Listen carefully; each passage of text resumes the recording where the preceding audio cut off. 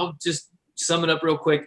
For those of you guys that don't know, when I came back from Finbury, I guess the jet lag and the dry humidity out there, I was just so tired. It was 2:40 in the morning. I was on the interstate going 70 miles an hour. I was about 25 miles from home. Oh. And I fell asleep and I went right off the interstate. Whew. And for some reason, I know a lot of people like to attribute deities to this and everything, but for some reason I hit an iron guardrail and it bounced me right back onto the interstate. It didn't spin me around. It just knocked my gear shift into neutral. Wow. It did $5,000 of damage to the driver's side of my car. And I didn't, other than my face was numb for about 2 minutes where I slapped the door when it hit. Other than that, I was not. Did you see the blaze when you slapped your head against the door? I saw more than a blaze, buddy. I thought for sure, seriously, this is exactly how it went down. My head slapped the window and I completely came out of that dream state, where I fell asleep. And the first thing that entered my head is, oh my God, I'm dying. Because I couldn't feel my face. It was numb. So the first thing I did was I started touching my face to feel blood, to feel liquid. Yeah. And I didn't feel any liquid. I said, okay, I'm good there. And so on the road, though, could you comprehend how fast you were moving, not moving? I knew I was going 70 because I had cruise control on. So yeah, but like, were you able to recover immediately from being asleep to the right direction without flipping the car? Well, like I said, when I hit that iron guardrail, literally, I'm not kidding you. It did not spin me around. It literally bounced me right back into lane. Yeah, amazing. I didn't jerk it and spin anything. Lucky you, yeah. Yeah, it was so much luck. And thank God anyway. Who cares? Yes, we are glad you are safe. Thank you, God, for that miracle. And good so let me say hi to everybody. We've got Dale in here. Dale, good to see you. Lou, Gallagher, Sasha, awesome, good to see you. Rodney, haven't seen you in a while. I'm sure you'll give us an update. Michael Hugh, all the way from Japan, right? Yep. Yes, awesome. Yes, what time is it in Japan right now? Just past noon. Oh, geez. How did I not notice? Can you have a beer? Can you have a beer right now, Michael? Can you have a beer? I'm in Decall's club. Yeah. Okay. And we've got Troy Barlow, my good friend. Why must I go? Good to see you, Troy. What are you drinking tonight? Yuengling. Yuengling. Yes, that is the oldest brewery in the United States, is it not? Existing brewery? I don't know how old you are. I think in Pennsylvania. Uh-oh, you're cutting out on us, brother. Corvette Ronnie, our brother out there in California. Good to see you. A Shock Top, yes. That's my partner. Top, yes. And I love the 805. I do love the 805. It is good beer. Yes, right. very good beer. Thank you for the suggestion. Yes, absolutely. Can I take just a second here? I'm sorry to do this during the middle of the live stream, but I'm trying to purchase tickets to Disney's Fen Treasure on Ice. Well, yeah, okay. I've got two for me and Ronnie. That's terrific. Awesome. Oh, you guys are going to the Ice Capades together? Yes. Very nice. Very nice. Are you going as Terry Scant and Marvel Gaze? I was going to ask the same thing. No, that's how we roll. That's how we roll. Rodney, how are you, brother? Get us up to date with you. How are you doing? Oh, man. I mean, as good as I can. Been living on an air mattress for about 3 months now. So, wow. Put in a few offers on a couple different houses, and they just kept falling through or going into a multiple offer scenario, to where the highest bidder gets it. And then Sasha would know all about that, wouldn't Rodney, you? I can tell you a trick that'll help you win a house. It's called an escalation clause. What's that? No, it's called an escalation clause. Yeah. You offer $1,000 over the highest and best up to a certain dollar amount. No, yeah, well, I didn't know nothing about like that. eBay. I have one. Houses. We have so few houses for sale here. It's the same way here. Multiple offers on so many houses. So I learned how to get my clients an edge. Talk to your realtor about an escalation clause. If they don't know what one is, they can figure it out, and it's perfectly legal. Dang, she's smart. Dang, yeah, she's smart. Yeah, she is. Thanks, yeah, guys. so I don't even close on it until August 26th. So I still have, a whole month still. I literally just got one under contract. So Oh, good. it's me, the wife, my 2 kids, my 3 dogs, and luckily I have an old Army buddy that's stationed here, or that was stationed here at Fort Campbell, that has been letting me stay here, you know. But other than that, it's like shit sucks. I don't have none of my stuff, you know, like we don't have anything, and I'm gonna have to go to the field and, you know, stuff like that. And So Rodney, you Fort Campbell? yeah, Who? 101st, buddy. yeah, I was in the Rockassans, 3rd to 187th. yeah. That's where I'm going, is Roxons. Oh, cool. So, but yeah, other than that, man, just trying to keep up with life and still be able to think of the treasure sometimes when I get time to. But other than Dale, how are you, Dale? I am hunky dory. What does that Still- mean anyway? Is Why that a is- good I thing? don't know. Why is it still light where you are? Oh, well, because I'm on the West Coast. Yeah, and It is light. And also there's a light that generally follows me around. It's my own personal Halo. light. God gave it to me. a Wah, few years ago. wah, Yeah. wah. It's a cool deal, I think. Yeah. Is it? Hey, Dale, is that how bright it is at 8 o'clock there? Yeah. Oh, it'll be light until Yeah. 10 o'clock tonight. Wow. We're pretty far north. Yeah, even yeah. in Vegas has still pretty bright outside. I could see I it. got you. That's Yeah. why he's so pasty, right, Lou? Yeah. Take you what, guys? That's me and Ron. Hey, why do I get the feeling I'm part of the dang Brady Bunch? right? Here's a story. Of a man named Brady.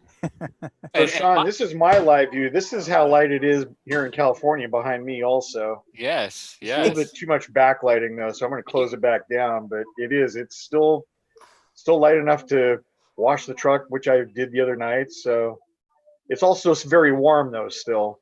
Yes. And Today was hot. Troy, where are you at? Troy, you're up in Florida. Florida. Yeah, you're down in Up in Florida, Florida? really. That's right. Yeah. So it's already like 11 o'clock, 11:15 where you're at, right? Yep. Yep. And we don't hear the parrots. Did you like eat the birds or what's going on over there? No, he's sleeping. About 10 o'clock. She actually tells us she wants to go to sleep. You're cutting in and out on us, Troy, unfortunately. Yeah, your mic voice activation, the sensitivity is a little too high. I mean, too low. It's so hard to figure out who's talking. Christy, say Yeah. hi to everybody. I have a question. What's going on? What do you what mean? is this? I don't know what's happening. What Oh is yeah, this? these are all your search partners now. You didn't know that once you became Yes. on the Blue Encore. Am I you're now supposed to be here right now? Like, I'm curious what's happening. Oh my God, let me mute her. Hold on. No. No, let me put it- This is the Encore. We haven't Okay. done it for a while. The Encore is just Sweet. we invite random people in and we have a good time and just post it Nice. after the show. And just but hi, don't everybody. forget the whole point is we could really talk some trash because it's going to be deleted afterwards. Yes, So it doesn't stay live. It doesn't stay Ah, up. So you I can see. say whatever you want. And everybody's just watching it now. I don't even know how many people were in here. I think we had upwards of 150 people in the show tonight watching. But Oh, I can wow. tell I you. can tell you guys live that I found the treasure. yes, you Yeah. can say that, right? And then we just completely delete it and Just nobody will know. How Hey, many Christy, people- I how heard many you people say are in here right earlier- now? Christy, I think I heard you say earlier that you were new. When did you start looking for the chest? I've been looking for the chest I've been in about 3 years, and I've looked pretty much in every state, but I'm just newer to the community. So I was at Oh, okay. Finbury. I actually talked to you at Finbury, and Oh, all right. just meeting people, and so I'm new to you guys, but I've been looking. We like new, but 3 years is not new. Right. Yeah. 3 no. years is I'm pretty new to you. Yeah, I've new to been me. look- Yeah, okay. Been looking. She's well beyond the I solved the poem in 2 hours phase. Oh, I saw the poem multiple times. In 2 hours. Oh, we all solved the poem in 2 hours. It's just that we spend years paying for that. Right. Yes. Yes. Yeah. The more I look, the more confused I am. So. I don't even know what to believe anymore. I don't even know what to. I honestly don't even know what to think anymore. I'm like, right there with you, Rodney. It gets to where you hash the words over and over so many times that you start to fall back on everything Forrest says, and you're like, well, wait a minute, everything makes sense except what this statement he made 2 years ago, and then Yeah. you start doubting yourself because of that one statement. everybody I think has been there if they spent more than 3 years on the, or more than 2 years on the chase. Everybody's been there. Yeah. What's your biggest doubt, Rodney? What's your biggest difficulty? Yeah, I wasn't ready. Right now. Oh, sorry, Bill. We got you in here. We can hear you talking. Right I now, didn't think I was going to be. Oh, is that I didn't think I was going to be on there. There's Bill Gorman. I took told it you I off. sent It's you the hot in invite. here. Well, you never know who's going to show up. Put your camera on. Put your camera on, It's Bill. getting hot in here. I had to take it off. He's. I could tell he's under the elephant mask right now. We got the audio. Is the audio any better? Yeah, Shelley says A follow little the bit, elephant.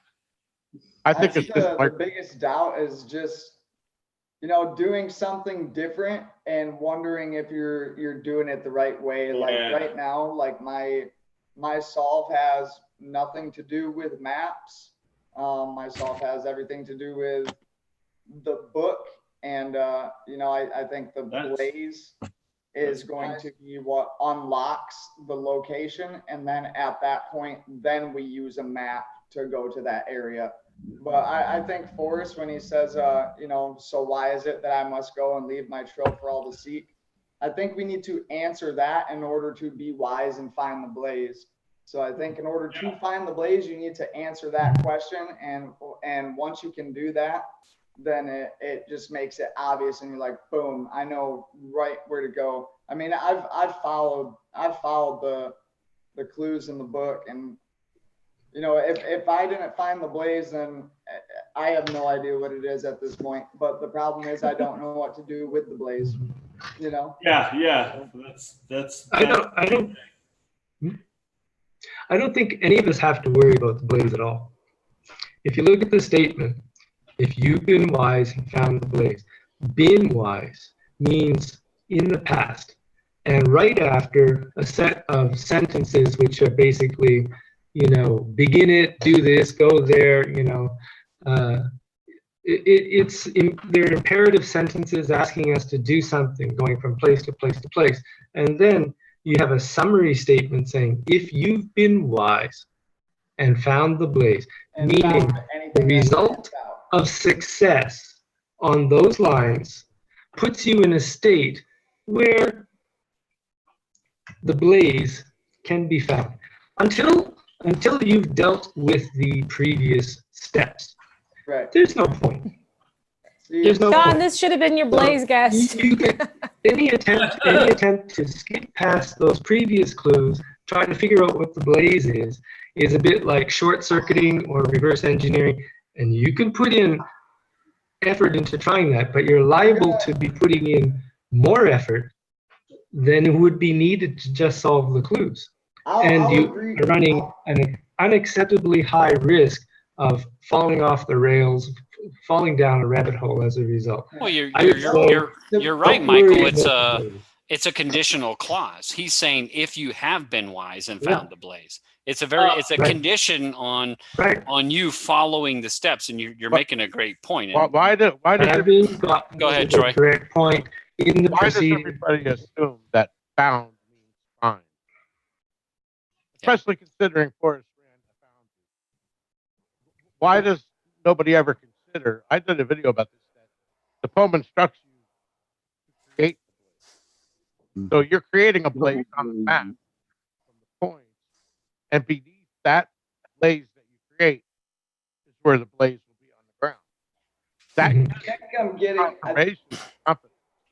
You're founding. So, why didn't he say if you've been wise and find the blaze, or if you've been wise and seen the blaze? Because I think the blaze should be obvious. It should be something that we've already seen or have found. Well, if you're breaking up a lot, Troy, so it's really hard to hear you. But I think we're getting the gist of your conversation. Hard to guess what you're saying. And Michael, I think you had some kind of comment back towards that, right? What the fuck?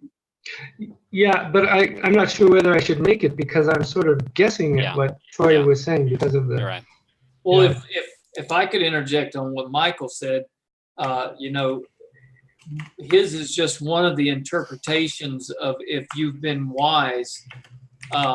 What if you've been wise is a referral from the poem to an earlier part of the book, referring to the wise comment that he made. I think it was page 17 in the book.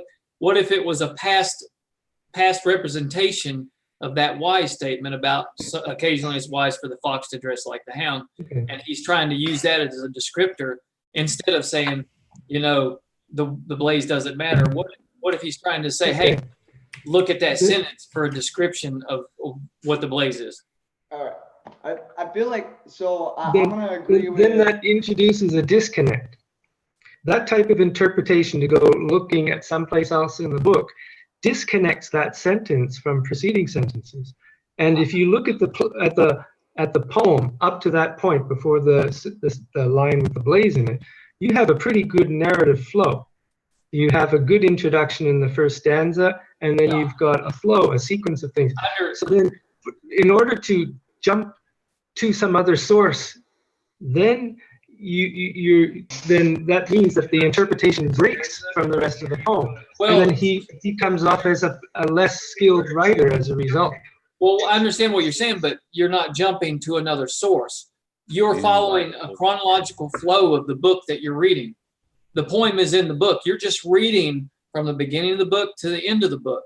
So if you're saying, if you have been wise, then the bin refers to the past part of the book. So you're going back in the book if you've been wise. You're not really going to another source, like you're not going to too far to walk to find the answer to that. That's not what that's not what I think it is. So what I did is I took, and it could change. It very well could change. My next idea could change, and I don't want to let out too much because and sure everybody knows the poem, but you know, for this time it really seems something. I'm not on YouTube. You know, so what I did is I took the poem and I followed the poem in order throughout the book, and I applied the poem to the book, and I found the blaze. What I think is the blaze. I don't think finding the blaze is important. I think what you do when you look down. Can I switch my screen around? I don't think it's possible to find the blaze in the book, guys. I mean, I really think that's something you're going to find in the field. Yes. And I have to disagree with the theory on that. You're supposed to look back at the book because, again, if all we need is the poem, I would argue that there's a hint in the poem to help you find the blaze.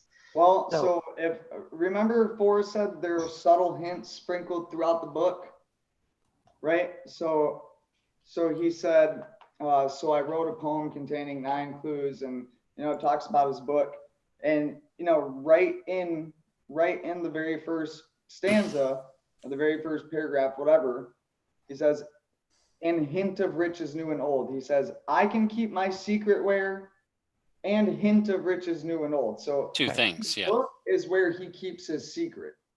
I don't agree with that statement, though. I think I think there's a lot of people that do believe like Rodney is saying, and I'm more on Sasha's line that I don't think that that's hinting back to the book, but we can't prove it.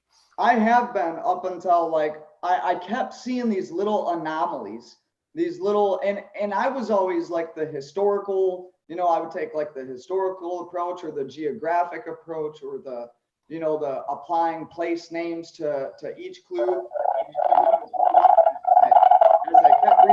Uh-oh, what is that? Sound like glue. Well, Rodney, can I interrupt you really quick? Can I interrupt you really quick and just ask you the question that I asked Crysty, Crysty, Will, and Decall? Do you believe the blaze falls within the first few clues? No. Okay. So do you think that if Forrest Finn has said that one could find the treasure if they could figure out the first few clues, then, do you think it's important that you absolutely have to find the blaze in order to find the treasure? And if not, then what does the blaze do for us? I kind of feel like the blaze, the blaze is a symbol. It is, but I also think that it's an entity. So once you found the blaze and you look down and you're like, crap, what is that? Then you have to remember that Forrest told you but to wait a little bit and to stare intently. So, but Terry Scant, that's wait a little bit. With Marvel Gaze, that's to stare with admiration, right? And then he stare at what? What's that? Stare at what? Exactly. Stare at what? Have you looked up the blaze? definition of the word blaze?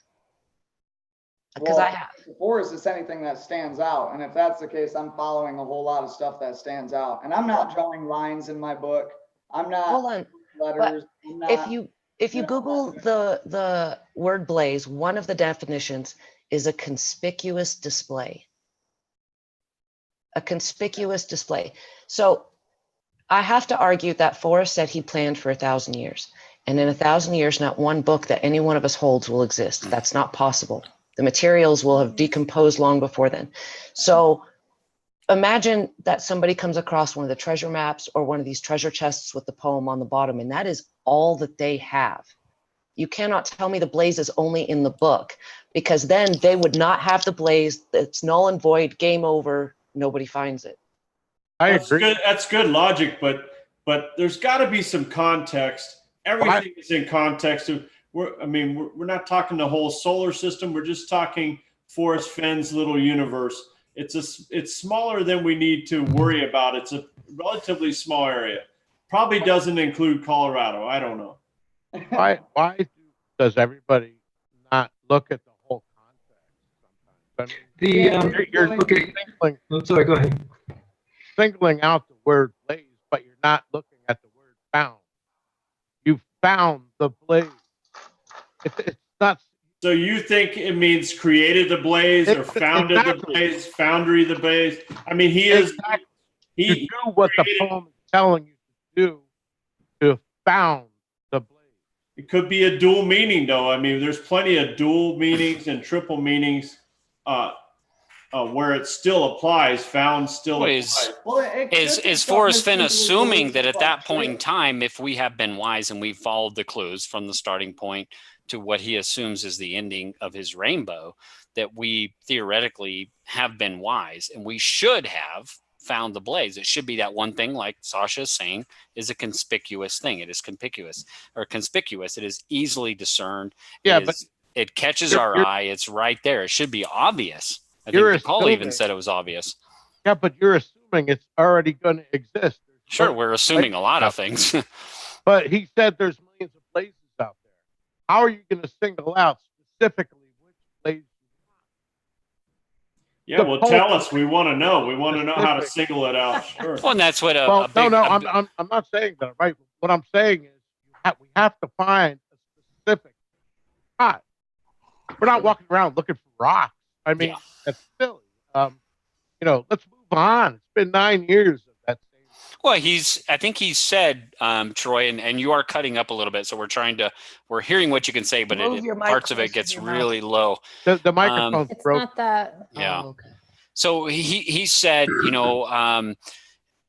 I didn't take the measurement when he's talking about the distance between the blaze and the treasure. I didn't take the measurement, but logic tells me if you don't know where the blaze is, it really doesn't matter. But if you can find the blaze, the answer to your question will be obvious. So the point of the matter is knowing where the blaze is. And if you're in the correct area, if you have deciphered the first couple of clues and you figured out the correct starting point, you should be in the correct area that the blaze should reside within. And then that blaze should be somewhat obvious if it is really a conspicuous display or outburst of something. I think same thing that I'm saying. But I think we are. You're right. Is that you're founding it. Like when you make a foundation for a business. Right. He's putting you into an area to isolate you from other millions of people. Yeah. So I'm not saying there isn't a physical blaze on the ground. Yeah. But what I'm saying is the poem instructs you where all his lines cross, it's going to be above the physical blaze that's on the ground. So he's putting you, what I think I'm hearing you say, Troy, is that he's giving you the opportunity. He's giving you, every one of us, the opportunity to get in the correct geographical location that the blaze should resist or reside within. Now, whether or not we're wise enough to understand what the blaze is, again, we may be within 200 feet of the treasure, but if we don't correctly understand what the blaze is, if we think it's a mark on a tree, then we may be overlooking that which is so obvious to us. We're looking so far ahead that we failed to notice what's exactly or what's beside us, right? We're focusing on the ants and missing the elephant in the room, so to speak, I guess. Right, but that's why I started looking at what if. Everybody assumes too that in it means that we're beginning the chase. Well, suppose it is a line. Begin it where warm water salt, take it in the canyon down. Yep. Put in below the home of ground. From there, it's no place for the meek. You've just created an intersection over a blaze. You understand what I'm saying? So now you have confidence that the poem sent you to a very specific spot. Alan, you're no longer muted, so you can talk now. You're in, so you're good. Sorry, Troy. I didn't mean to cut you off there. Alan just got in here. I just saw him in here, so I want to bring him in. So no, Troy, I think I would love to have I would love to have you on the, flip the script. Let's talk it out. I think what you're saying is a great. Have him put Zoom on his phone. Troy, do you got Zoom on your phone? Because you can just FaceTime. I hate my. I do too. Flip phone, yeah, flip phone. I don't like it. I don't text messages. I don't do it. Yeah, what I think Troy's getting to is if you use the stanzas as an X drawing coordinate system, and when you're looking down on the map as the X's where they intersect where you drew, that's the blaze. Right. If you get any of the clues wrong, your intersection will not happen in a spot that will be over the blaze. That would make sense. I've been there and done that too. So. And who's to say it's wrong? I mean, I don't think one of us 12 people would. Dale, are you willing to say that's wrong? It's working for me. I don't know why it ain't. I'm still trying to figure out where warm water halts. I'm sorry, but I'm way behind the rest of you guys. What do you think, Dale? Dale, what do you think warm water's halt is? Where do I think it is? What or even where, or what do you say is the indicator that where warm waters halt is where warm waters halts? I think the indicator. Okay, I don't believe it's necessarily. I don't believe I've figured it out from the poem. At least in one case, I have two that I like a lot, and I go back and forth between them. But one of them I think is outlined. There's direction to it in the poem in the first 4 lines of the poem. The second one, I is a hunch, and I believe it's a hunch. It's been a hunch for many years, and it's based on the idea that of when Forrest first said that folks had gotten very close, that folks had discovered the first 2 clues.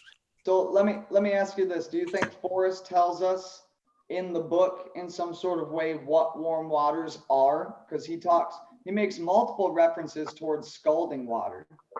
No, I don't believe that he tells us in the book what it is. I believe he gives us some hints about where it is, but I don't believe that he gives us any hints about what it is. Now, let me say this. Now, what if there is from page number 1 all the way to a beginning, or all the way to a certain page, right? We have all the meanings of warm waters, right? We have, like actual thermal waters, we have tears, we have thunderstorms, we have, geysers, we have all the definitions you could think of for warm waters. Now, from page 1 all the way until a certain page, there is a description within those chapters and those pages of something that would conform to the definition of warm waters. And then all of a sudden on a certain page, all water activity stops. And it just so happens to be on a page that makes mention of canyon. And it just all the way to where you find the blaze. In my humble opinion, you're putting too much emphasis on what's in the book. That's just my opinion. And I haven't found it. Right. But I believe that what we're trying to figure out from is the poem, with some subtle hints in the book that give us some guidance as to where to look, but they don't tell us what to look for, I don't believe. Well, hasn't Forrest Fenn said before when asked, about the subtle hints, didn't he ask, and I'm completely paraphrasing, I'm going to mess this up, but he was asked, do you, Forrest, in a more subtle way, tell us which is the correct Homa Brown, Warm Waters Halt, Blaze, No. that sort, and Forrest Fenn turned around and said, no, I do not, madame, sorry. Yeah. I think I think that's kind of what Dale is kind of saying, Rodney, is that I don't think within the book that he's not subtly telling us which is the correct one. I think, again, I'm not a big person on the hints because I think they're so subjective in the book. I love going down the rabbit holes with you guys, but I know that they're just not the foundations of my solve. Yeah, I went back and forth on all this stuff, and like I totally get what you guys are saying. I'm gonna ride it out for a little bit and see how it goes. But Forrest also made that mention of people. You out, Troy? People won't know they've solved it. I know, brother. Get that fixed. We'll get you back in here. I'd love to have you on the Flip the Script. I know we've talked about it, but figure it out, man. Yeah. I'm glad you joined us, man. Well, everybody say goodnight to Troy. Troy's going to head out. I know it's late. It's like 11:30 out of his place. So later. Good night, Troy. Good to see you. Alan, how are you, buddy? We're going to bring you into this. We're going to say hi to everybody. Hey. Give us what's your whole perspective on tonight's show? Do you got anything to add to this, or? Well, the first quote I have in front of me is that Forrest says Dal Neitzel, his waters run deep, and he's a really neat guy too. So he is a neat guy. Maybe but he also tells me constantly that I have no imagination. So well, that's not true. Well, no, it is true. I got to give Dal. Unfortunately, I got too much jarhead stuck in here. I got to give Dal props because he helped me make those fried pies Saturday morning. He saw that I was hurting from that knee brace. And he was actually on one side. There might have been some venison in those fried pies, right? No, I don't think so. Hey, I just took old Ezzy in. I just did that, and guys, because I uncovered some rust in the structure behind the grill, and I need to get that taken care of. So I'm looking at another $4,000. I don't know. Ezzy's beginning to be like owning a ship, a boat. It's just a hole in the street you put money in. We need to auction off Ezzy. You know how much money you could probably get for that thing? You could probably bought 5 more Ezzies for what you could probably auction off for. You need to go in there and write all your 9 clues, your interpretation of the 9 clues all along the roof of that thing, and then we could auction it off. Oh, there's a good idea. Yeah, you could put it on eBay and have Forrest Fenn sign the back of it. We can probably get all kinds of stuff. I hate to derail the conversation. Don't you think we should derail it? Don't you think we should address the elephant in the room? Who's that? Oh, hey, Bill, he's back. What's up, Get Bill? the words right out of my mouth. My audio is working. Yeah, it is. We can hear you. Oh, okay. Because I got everything. I got my computer muted. Oh, look at that. Alan Kelly's got some Bill Gorman art. Very nice. Very nice. You see that, Bill? Where'd you get that, Alan? You can't see anything. I saw one of Bill's YouTube contests, and this was sent to me back in 2018. It's pretty awesome. Awesome. Sorry, my kids aren't in bed yet. That's why I'm on mute. Yeah. All right, Alan. Yeah, that's a blaze. Blazes are stories on the canyon walls. So that picture that Alan has is a picture of the blaze? No, that's not the blaze. There's millions of them. Oh, well, that helps me a lot. Thanks. The images on the wall. $29.99. I'll get you another blaze. There's only 999,999,099 more left. So come on, you can find them. Forrest said that everybody's stomping on the ants while the elephants run by. I don't recall him saying everybody's stomping on the ants while the salamanders run by. No, you're right. I can't recall that either. I don't recall him saying anything about salamanders. Don't worry. Is that a punch at you, Decall? Yeah. No, that's totally aimed at Crysty. Hey. Crysty's a salamander girl, right, Crysty? No, come on. I don't care. not saying anything. I'm definitely the salamander guy. Go for it. Just lay it out there, bro. I still say we should have had that roast. Whatever. Hey, Sasha, where is Teton Trapper? Have you talked to him? What's going on with Teton? If we're talking about Sometimes. roast, that was Teton had the best roast. I have Teton Trapper. Y'all know who I'm talking about, right? Yeah. Okay. I have caught up with him from time to time, and life just got really busy for him, and he didn't have the ability, and he kept promising he was going to put out a couple videos, but he never really got a chance. Well, hey, You guys know how it goes. Sasha, Lou had a bounce apparently, but Ronnie's still here, and Ronnie was shaking his head. He doesn't know who Teton Trapper is, so just get him up to speed on who Teton Trapper was. Teton Trapper did parody videos of the Forest Fen YouTubers, and much along the lines of Terry Scant and Marvel Gaze, much along those lines, and it was hilarious up until the moment when somebody completely inappropriately freaked out and caused an unnecessary scene, and he took all of his videos down, hasn't made one since. So I've been trying to get him out of retirement. Trust me. Yes. He's Ronnie. funny and charming in person too. So while we're talking about catching up with people, I did want to use this as an opportunity to talk about Chris Jones and the Venetti's Oh, great. treasure Yes. chest. Because I talked to him this week and he finally said I'm allowed to say what happened. I know it's been a question and I haven't been very forthcoming, but that was at his request. Chris had 2 terrible life events happen in less than 30 days. The first one was a tornado that took out his workshop and barn. Wow. The second was a stroke where he lost the use of the left side of his body. That's correct. Yes. So it was very, very, very serious. I wasn't kidding. And that is why we didn't give a treasure chest away. Yeah. Chris still needs to put the hinges on the treasure chest and do some final finishing. And so it was not complete. It was not complete. And of course it would have been complete had he not had a tornado hit his workshop and the barn with all of the treasure chests in it. That he had already made, and he had made 5. God. So the guy, I mean, you can't imagine how much he went through in a month, and he's just not the kind of person to talk about what goes on in his life. But Chris is now home. He is on the mend. He is healing, but he still has a long road ahead and a lot of challenges. I don't expect that treasure chest will be given away anytime really, really soon. I will say I do have the video. Forrest did do the drawing. I had him sign the ticket that he pulled, so we can show you that that was the one that he pulled, and the winner will be notified once the chest is complete.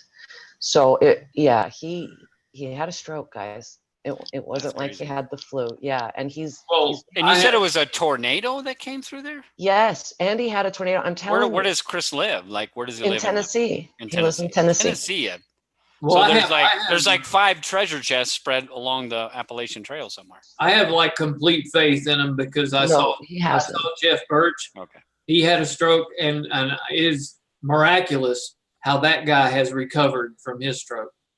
So I'm sure he will. He's already moving forward. I mean, he couldn't have even left the rehab center without passing certain tests, and he completed those tests. So Chris is doing better. But again, when you lose all function on the left side of your body, it's like starting over from baby. You have to develop those muscles. You have to develop those connections from your brain to the nerves. He has a long road ahead, and he's working very hard. But I'm not going to put out a video and obligate him to put out a treasure chest faster than he's ready physically. So I would much rather he just focus on getting better. And he doesn't even know the winner. There are only 2 people, 3, me, Forrest, and Jason. That's it. Maybe you could put that chest out as a do-it-yourself chest.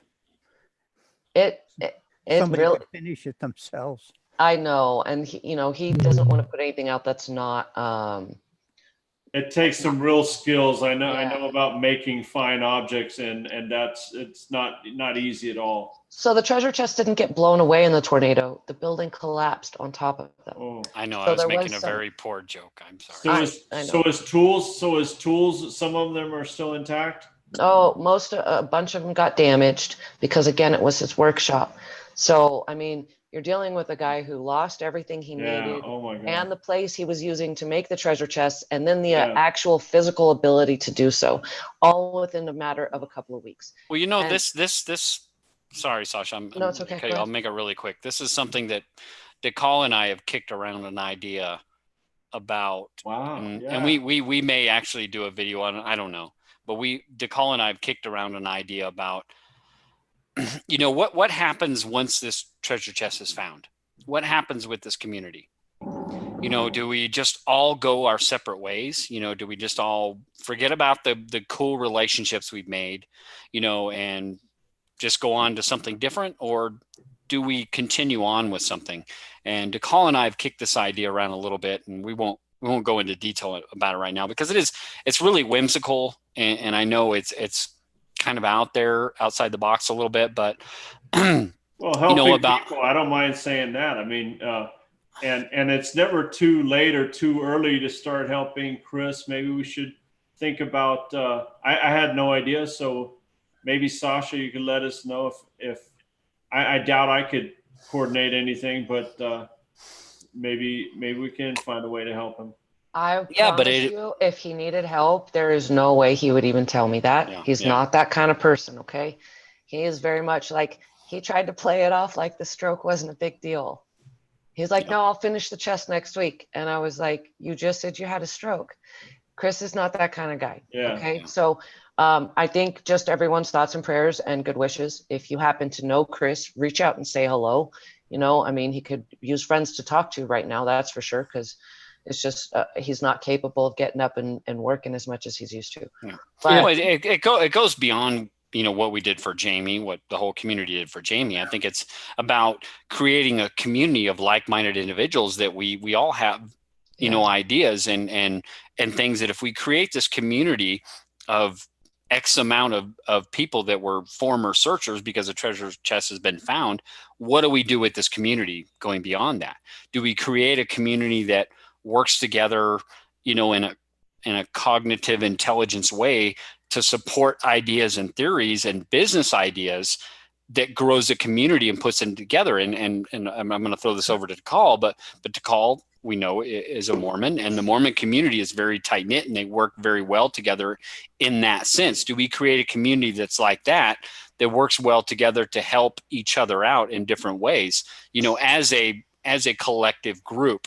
And this is something that Decall and I have talked about, but we've never really, you know, talked openly about, so to speak. And that's completely different subject and something else. But I think that you got to think, where do we go from here after this treasure theoretically has been found? If it is found in our lifetime, what do we do with this community that we've all created? I'll be perfectly honest, and I know there are a few of you in here that are older than I am.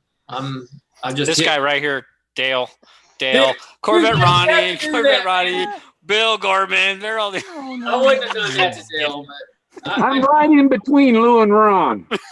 I wouldn't say that. I turned 50. I've been in the military. Bill sandwich. Years. I have gone from duty station to duty station. I have met and forgotten so many people. And I hate to say it like this because it's kind of a blunt insensitivity, but once that chest is found, within 1 to 2 years, everybody's going to move on with their life and they're going to forget everyone. Yeah. Everyone who's not important to their central cause. Yeah, so but is that true? I'm sure, Iron, if the location is revealed, if the finder comes out and says, here's where it was, here's the correct solve, you're absolutely right. Everybody's going to move on. But let's say Crysty finds it tomorrow, okay? Yeah. And Crysty says, motherfuckers, I found it, bitches, but never tells us where it was. I wouldn't say that. I know you wouldn't say that. I'm just saying you would say it in a much better gangster way than I would ever say it. But you just said, look, I found it. I'm not going to tell you guys where it was, and I put something out there where it was found. Would the thrill of the chase still go on? I think it would still go on for those that still love the thrill of the chase. But if Crysty came out tomorrow and said, I found it, here's irrefutable proof, I've got the treasure chest here in my lap, here's the gold frog, blah, blah, blah, everything else, and here's the correct solve, you're right, Iron. Everybody else would forget this whole thing in a couple years from now. I think sales would go down. Nobody would give a rat's ass. But if like Sasha, who wants to piecemeal everything out and sell it outright and never say that she was a founder, everybody would still want to know what was the correct solve. And Sasha's not going to give it away. I don't think. I think she's the one that says she's not going to give it away. But people that still love the thrill of the chase are still going to want to find this thing, right? So I think there's part of it. I think if Crysty found it, let's go with that scenario. Sure. It sounds good. Crysty finds it and she goes forward and she tells everybody to solve, and she goes, listen, this place was so special in Forest. I want to celebrate it every year. So everybody in the search community wants to get together. I think that will prolong the community. It will get everybody to come up there. We already have a Finbury. Why? No.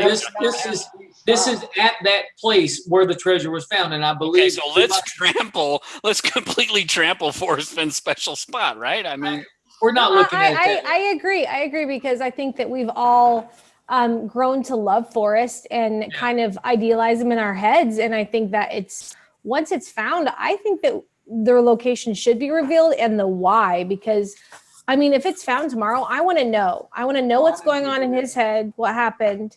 And I think it would be great to celebrate. I think that the chest should go in a museum or whatever, and go down in the history books. I think it's a big deal and it's going to matter for at least a little while. And I would hope that the community, I mean, like, I already feel camaraderie with you people because you care, and the people around me don't care. So I would hope that relationships would go on at least a little bit, because of that reason. But if I find it, I want people to know where it was at. Just want to say I've got a work meeting coming up and I have to go. But, okay. Work, that 4-letter word, Michael. Boo. Well, thank you, Michael, for joining us. Good to see you. Do you have any last words before you depart? Is there anything you want us to tell us? Or those are powerful last words. Bye. Bye, Mike. Glad to have you in here, buddy. It's a lot of people. It's hard to get everybody speaking at once. I'm gonna go ahead and take this opportunity too. Anyway, up at like 4 in the morning. Bye. See you later, Michael. Rodney. Everybody wondering what this is I'm holding up here.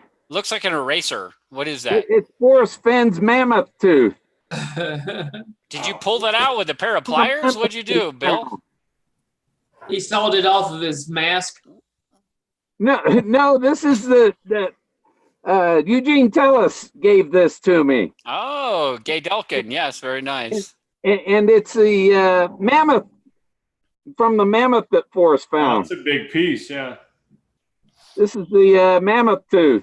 Yeah, that's big. And that came from Forrest? Yes, this was Forrest found it in New Mexico. Very cool. Very cool. Yeah.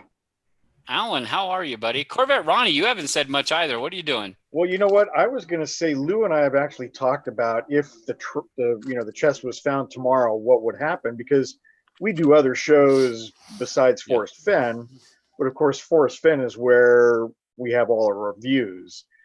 But my feeling is that once it's found, you're going to have about 1 million more people watching shows all of a sudden.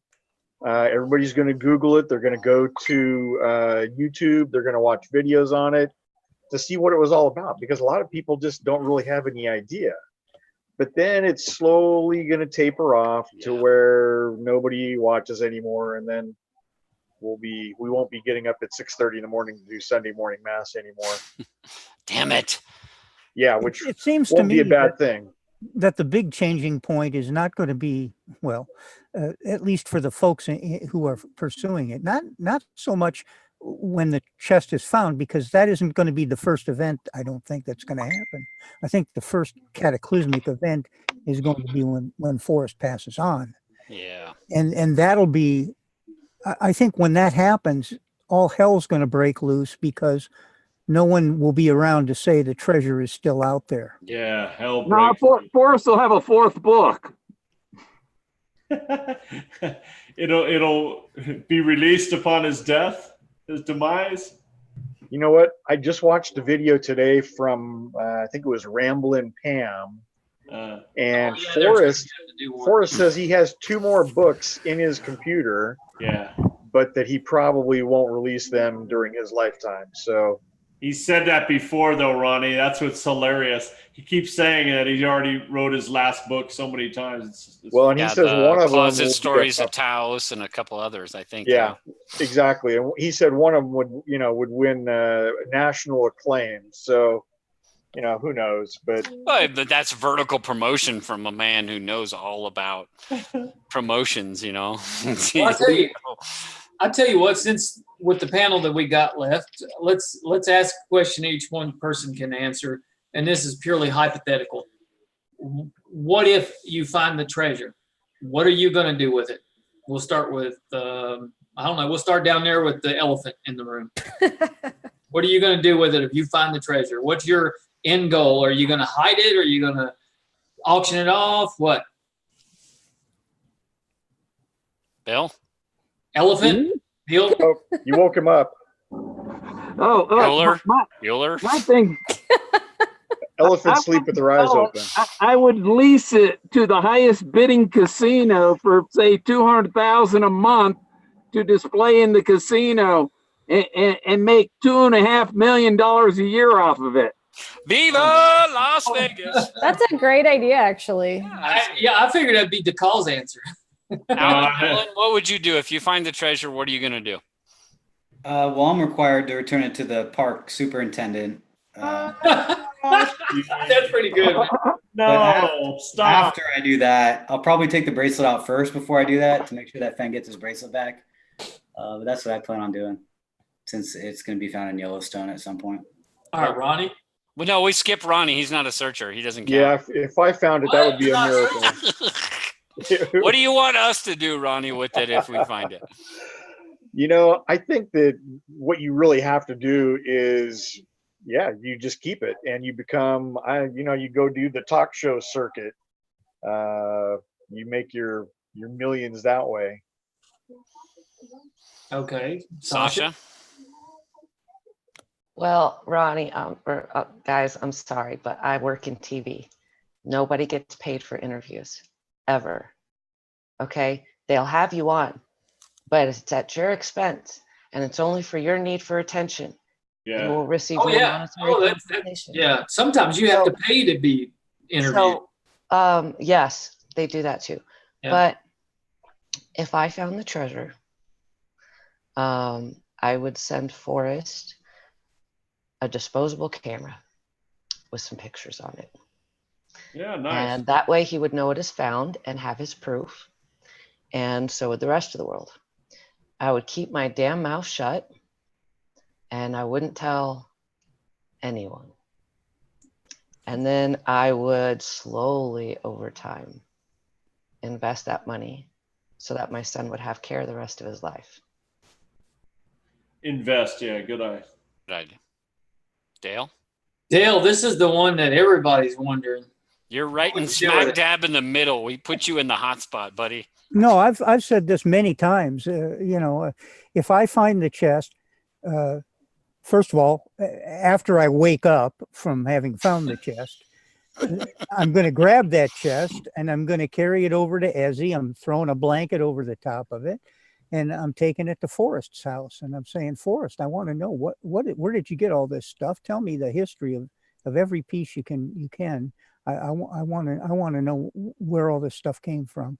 And I'm going to sit down and I'm going to listen to Forrest as he picks piece out after piece out after piece out and tells me all about it.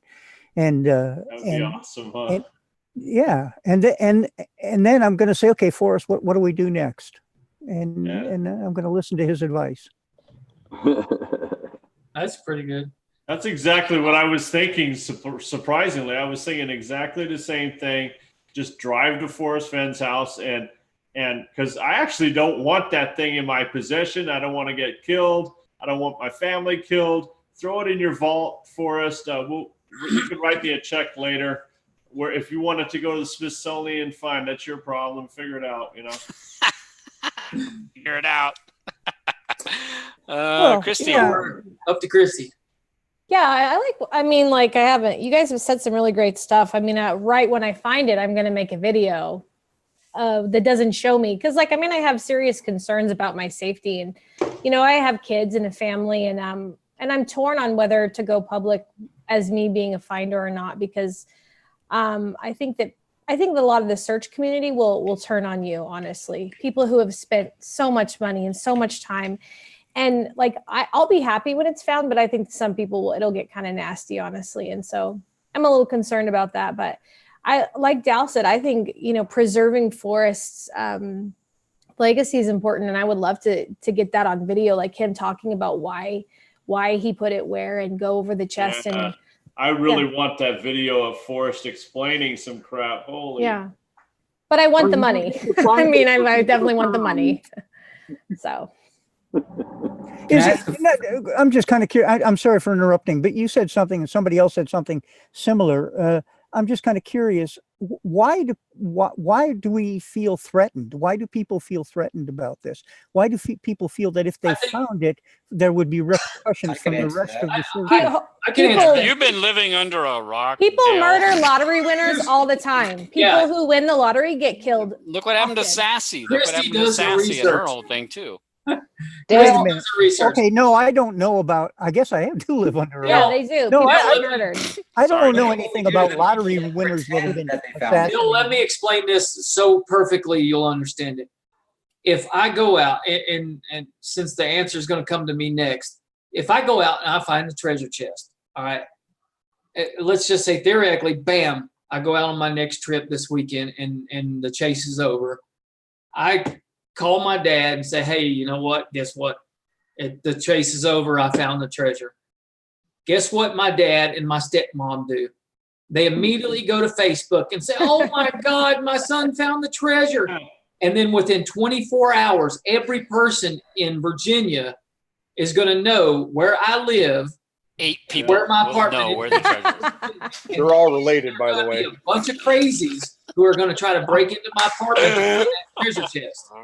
And I don't have that problem. I'll pull up my jacks and roll on out of here. Well, but I think what you're saying, I think what you're saying is unfounded, because I don't believe it is. Dale, you live on an island. Hold on. Dale, it's not unfounded. Finish this, all right? Forrest already has millions. Nobody's trying to break into his house to get at it. No, they are. Yes, they are. Digging yourself a hole, Dale.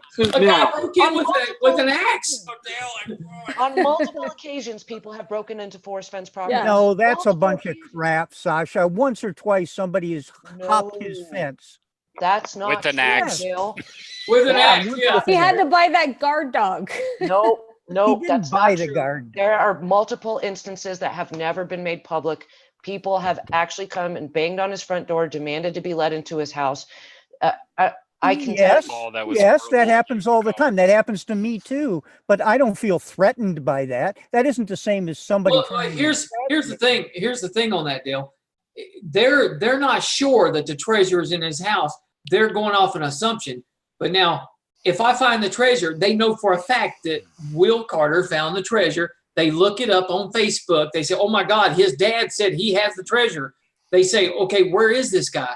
And every person they know where it is. It's in Will. I think you guys are both paranoid. I think you guys are paranoid. Just because we're paranoid doesn't mean they're not out to get us. Yeah. Innocent people, innocent children. You cannot take a chance with your innocent family. Yes. If it's just you, who the hell cares? But if it's innocent children, okay, now you got to move. You gotta change your address, and you got to not have that box anywhere. Crysty said it right. She has a family. She has kids. Decall, you said who? If it's just you, who the hell cares? Come on, man. Oh, I have my gun ready. I would be like enjoying it, but no, I don't want to kill. I don't want to kill somebody. No, I don't mean that either. But it's just like listen. Guys, if I and this is something David and I have talked a lot about. If we were to find the treasure, first and foremost, we would provide irrefutable proof to the search community that the treasure has been found. Got to. Yeah. Now, personally, I don't believe that proof has to go to Forrest Fenn. And let me qualify that. There is stuff in that treasure chest. Let's just take the olive jar. None of us have seen what the olive jar looks like, correct? Dale, have you seen it? Out of the 9 of us in here right now, you're the closest person, theoretically. And Sasha, I'll ask this as well. Have you guys seen a picture or what the olive jar looks like with the wax on it? No, you haven't, right? So let's hypothetically say someone provides to, not Forrest Fenn, but to the media, a image of a portion of the treasure chest, some of the key objects in there, and one of the items that none of us have ever seen, which would be that olive jar with the wax seal on it. Now, this all is based on the fact that Forrest Fenn is still alive. We provide that to, a media source. And that media source puts it out there. They're going to put it out there. You give it to Gaddy Swartz. Don't you think for a second that Gaddy Swartz is going to put that out there? He's going to put those images out there. Now, Forrest Fenn is going to see those images. And Forrest Fenn, if he's still around, is going to be able to say, yes, the treasure chest has been found, because there's no way that somebody would be able to fake what that olive jar looks like. There's no way. There's got to be some items in that are saved, especially for the finder or whatever. So if you provide that irrefutable proof, not necessarily to Forrest Fenn himself, but to a media outlet, and the media outlet puts that out, and a good journalist would probably, and I say good journalists because they're few and far between, would probably go out there and go to Forrest Fenn and say, hey, Forrest Fenn, I got these images. Do you care to comment on them? And Forrest Fenn would say, look, that is, they found it. Absolutely. And if we're not giving Forrest Fenn the proof of that, we're giving it to a media source, Forrest Fenn would have to confirm without a doubt that the treasure chest has been found. Now, Forrest Fenn wouldn't know who that person was. So between David and I, we believe that we don't necessarily have to give that proof to Forrest Fenn himself. We just have to give it to the media. The media will put it out there, and Forrest Fenn would have to confirm that, yes, the treasure chest has been found. Now, Forrest Fenn would have the plausible deniability to be able to say, I don't know who the fuck found this thing. There's 4 or 5 lead searchers out there in the same geographical area. It could be Yellowstone, could be Montana, could be Colorado, could be New Mexico, but he's going to know who those theoretical lead searchers were. But he's not going to know for certain who that was. He's not going to know. I mean, maybe he does. Maybe there's only one person. I don't know. But he's going to be able to have to say, look, it's been found without a doubt. Now, what that does is it protects, like Crysty says, it protects her family. It protects her kids. It protects, her immediate family. Like Sasha protects, she wants to protect her kids. It's like Will says, he wants to protect his family. It's like Decall says, all of us want to protect our family from these 7%ers that are going to break into our house and want to find us. If you want your 15 minutes of fame, go for it. For me, and for the way David and I look at this, it's not about our 15 minutes of fame. It's about the thrill of the chase. And it's about continuing this Forrest Fenn legacy. And you know what? I mean, it's not always about all the money. Again, what are people going to want to know? They're going to want to know, they don't give a rat's ass who found it. They want to know where it was and what was the correct solve. It doesn't matter if any one of us 9 found it. They don't care. Wonder if Forrest would be going crazy wanting to tell us the details, and he can't, He's going to go crazy because he doesn't know who found it. Yeah, and he wants to tell. On Forrest, he wants to tell us what they mean, and maybe he'll have to write a book and keep it unpublished. Who knows? And now that Sean said his part, you skipped me. I didn't get a chance to say what I would do. Say what you want. You Alan K. I was explaining for Crysty what her concerns about safety. If I found the treasure, 1,000%, I'm going to remain anonymous. until I can get everything in order for about 30 days. And then I'll make a public statement about the treasure and the solve, where it was. And then the treasure is going to the Smithsonian minus the bracelet, because that's what Forrest wanted. He's even been quoted as saying he would like to see it in the Smithsonian one day. He's not getting the bracelet back. Yes, I'm telling you right now. For me, if I'm the finder, I'm keeping that damn bracelet. Every penny out of that box is going. Well, see, I go back to what Sean just said. He said money isn't everything. Yeah, now, it's I've not. lived and worked in the gutters my whole life.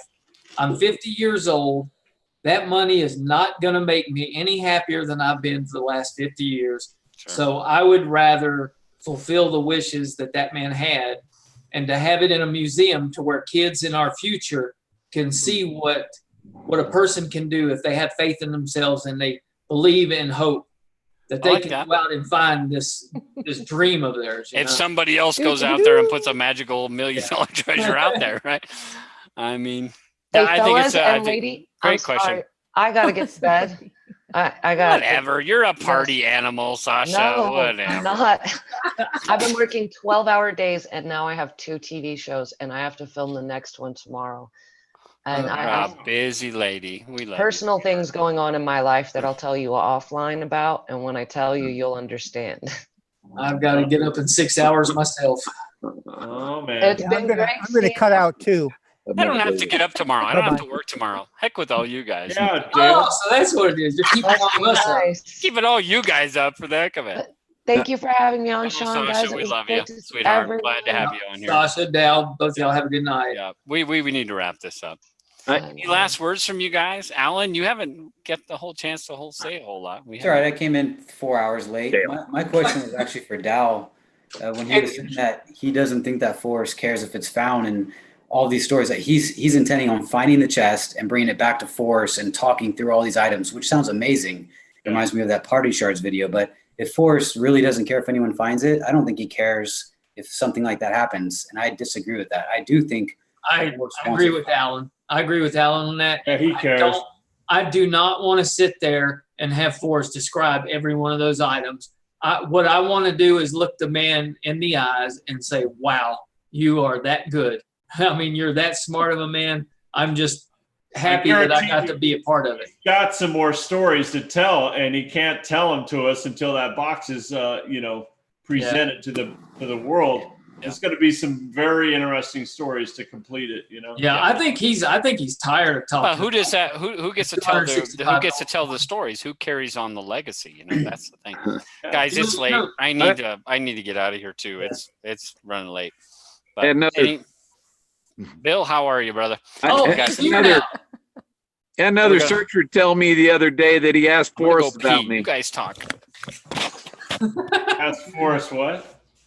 Another searcher asked Forrest about me, and Forrest said that Bill Gorman is on point where other bloggers are wrong. So where are you on point? That shoots down a whole lot of things. So what's your solve? Yeah. What state are you in? Colorado. Colorado. Not me. You're talking about Bill, right? Yeah. What do you think he mean? I mean, if you're willing to share, what do you think he's talking about? He said my theory is on point where bloggers are wrong. And so that's like the overall theory, I believe. Yeah. It's this is a theory we can find on your blog, or it's your theory you're not sharing with anyone? No, I've it's all over my blog. Where warm waters halt. If you go in a hot spring and there's sand at the bottom and you stick your feet into the sand, it burn your feet. You don't want to do that. Yeah. So the warm water halts at the bottom. Well, you go fishing. Where's your sinker halt? At the bottom. Yeah. If you fall out of your airplane, where does your body halt? At the bottom of the sky. That's the bottom. It's where if you drop something in the water, it's going to halt at the bottom. And if you're looking for the bottom of the world's deepest hot spring, you guys are still here. Yeah. we're listening to Bill's theory that Forrest said is He's on point. Yeah, on point. Yeah, that's the word. Yeah, absolutely. Yeah, Forrest said I was on point where the bloggers are wrong. We're all wrong, Bill. Bill. You're one of those. We're all of us are wrong, man. Well, so except for Bill, and I'm not even searching, I'm as close as the rest of you then. Yeah, exactly. You are on even keel with us, Ronnie. You have just nailed it. Hey, my last comment about Forrest wanting it to be found is, Sean, what you and everyone else has alluded to is that everyone's trying to protect their family and make sure that if they find the treasure, their family's protected. And Forrest has said that he didn't want to leave. I forget how he phrased it. Like, if he left all the treasures behind, the vultures would circle Peggy in the house. And it's like another allusion to like he does not want to leave this chase behind for his family to deal with, in my mind. Yeah. Totally. But yeah, hasn't he said? I think he alluded to. He said he kind of alluded to it. He didn't say it, but he alluded to it because somebody asked about his legacy. He says because at first he said he doesn't care about a damn legacy, paraphrasing. But then years later, like 2 or 3 years later, he was asked that same question again, and then he changed his tune. He said, "Well, you know, I think," he says. And then at the Lure interview, he said, I hope it's found sooner than later. Well, no, I don't, you know, Sasha was saying something about this in the chat room, is that I don't think he wants to leave this thing undone after he passes. Yeah. He said he's what has he said, Alan, that he's he doesn't care either way whether the treasure is found, whether he's living or he's ambivalent. That was early on. Yeah, but I think there's a point where it's like he said in the Collected Works 2013 November 2nd book signing or event, where he said, I've seen what inherited wealth has done. He doesn't want to leave a bunch of stuff for Shiloh and everybody else to deal with. I think he wants this, again, he who dies with $50, more than $50 is a failure. I think and Sasha will probably disagree with me on this because I think, he's left a lot of his stuff to go to different museums. I'm not saying she disagree with me on this, but she believes that he's left a lot of stuff to go to museums and stuff when he passes. And I would probably agree with that he doesn't want to leave a lot of these high dollar items to his kids and his family to fight over when he passes. He wants them to earn their own way. He understands about earning your own way. And that's very relevant. Hey, Sean Martinez, glad to see you jump in there.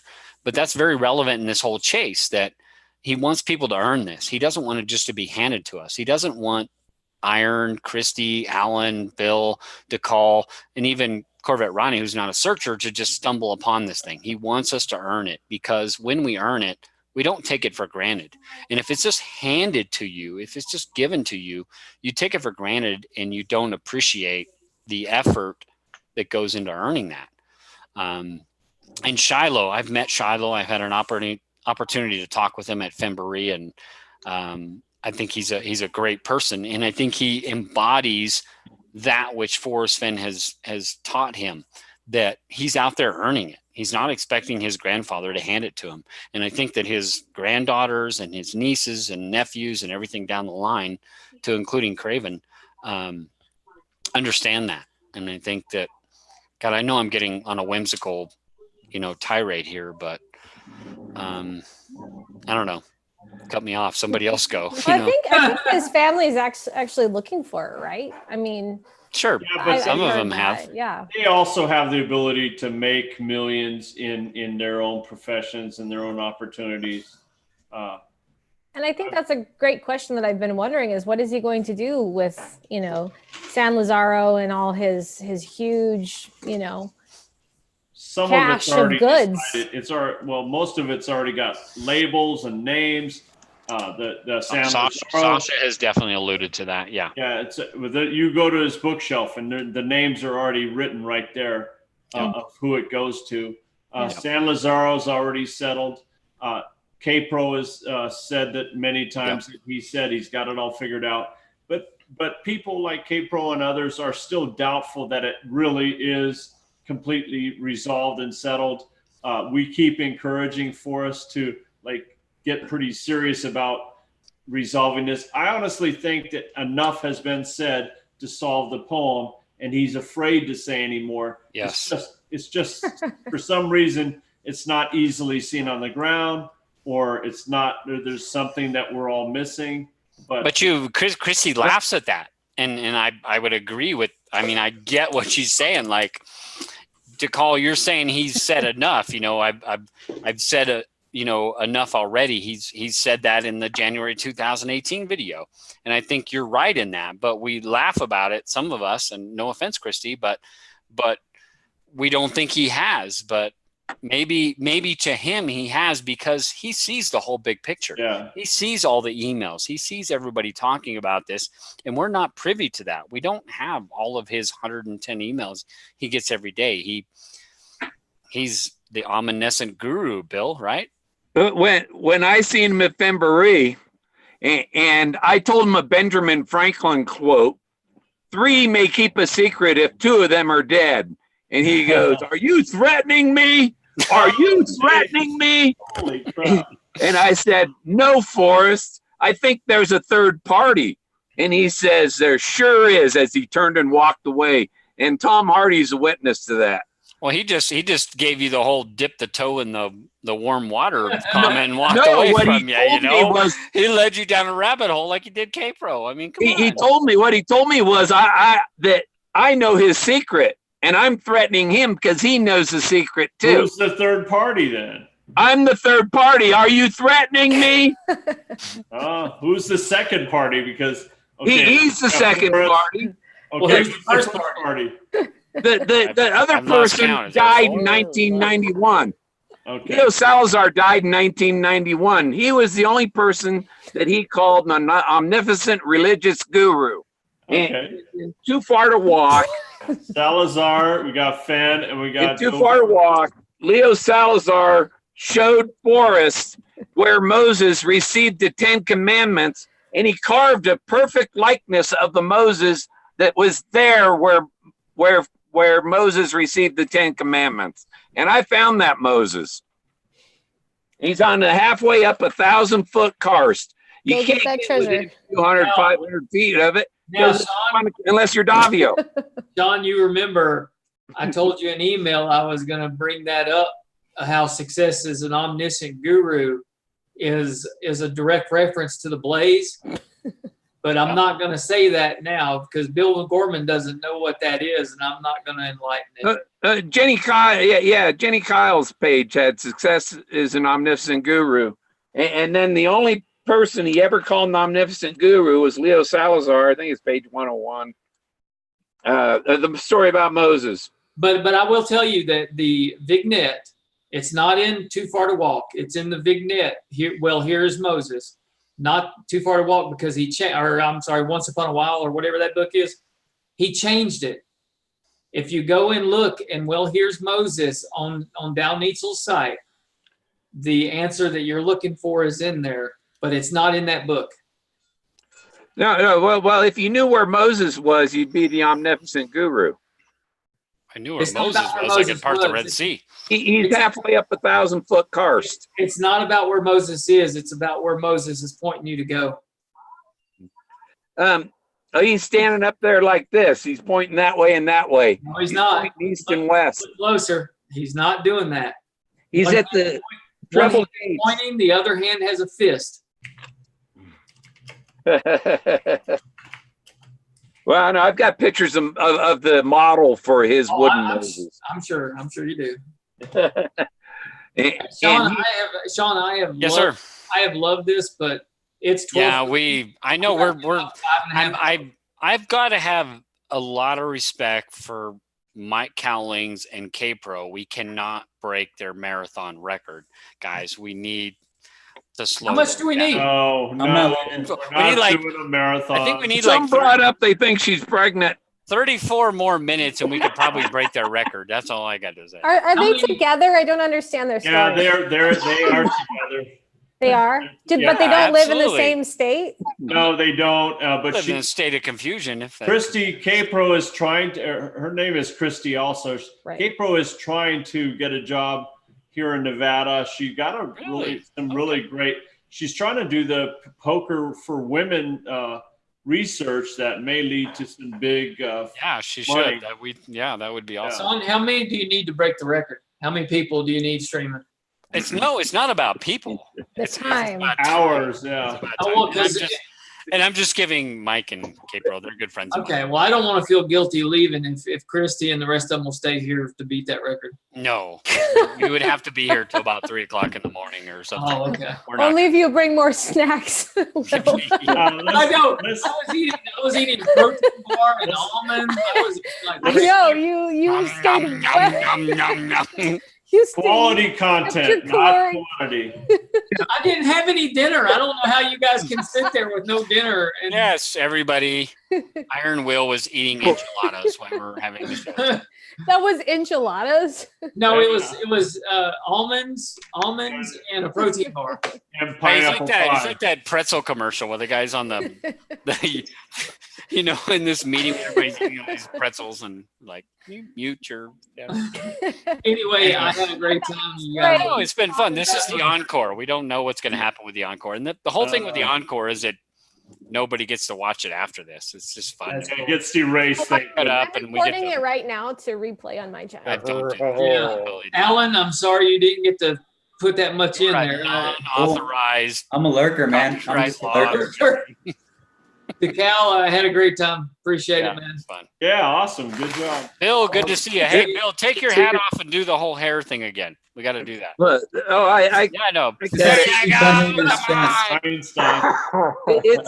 of course, because he's got the patch back there too. That he got a problem with that. When you ain't got much hair, it kind of goes all over the place. Oh, you guys missed the first time we had Bill on the Encore. Like he had his hair; it was all spiked out. It looked like Einstein. It was awesome. I loved it. No. It'd be Doc Brown. Einstein. It was Doc Brown. Absolutely. Yes. Anyway, Alan, hey, good to have you on the show. Ronnie, good to see you in here. Bill, obviously. All the other 7 people that were in here tonight, we had a blast. And to all you guys in the chat room that actually hung out with it, I think there's still like 80 people in there. That's awesome. We had a lot of fun. Good to hang out. We totally ignored you guys. Yep. We didn't get to tell Toby that you he don't want to be still ignored. Go over to Men Are So Smart. They completely do not ignore you. We do the opposite. Yeah, exactly. They're professionals. Yeah, they're totally professionals. We're amateurs. Or Terry and Marvel's page. Yes. Christy, good to have a lady's perspective. Yeah, please always come back. It's always good to have a gosh. lady in here. Kind of classed the joint up a little bit, didn't she? Yes, look at us ugly I old just guys hanging laughed out the whole here. time at you guys. Sorry. We are laughable. That is for sure. I had a great time. Thank you so much. No, it was fun having you on. Absolutely. Anytime, Christy. Guys, been fun, been real. Hasn't been a real fun, but we will catch you all on the flip side. You can't watch this live now. It's going away. That's it. Thank goodness. Thank you. Double thumbs up. Contentment. All right. Alan, good to see you, Double brother. blazes. Nice. Alan, we need to get you in on a flip the script. So Let's do send me an email. The gypsies and stout-hearted men are the 2 blazes at either end. Yeah, nice. Nice. So you're talking about a gypsy's kiss and then somebody who's stout-hearted men on the other? No, the gypsies in the book. Yeah. Baked enchiladas. So it's the enchiladas. Yeah. Plays on the other. There's Gotta false be stout gypsies being and enchiladas. the gypsies in the book. You know? Alan, do you go green or do you go green or red? What? Green or red on your enchiladas? Oh, red. Always red. red. Oh, boo. Pff, we're out of here. That's my wine. Green.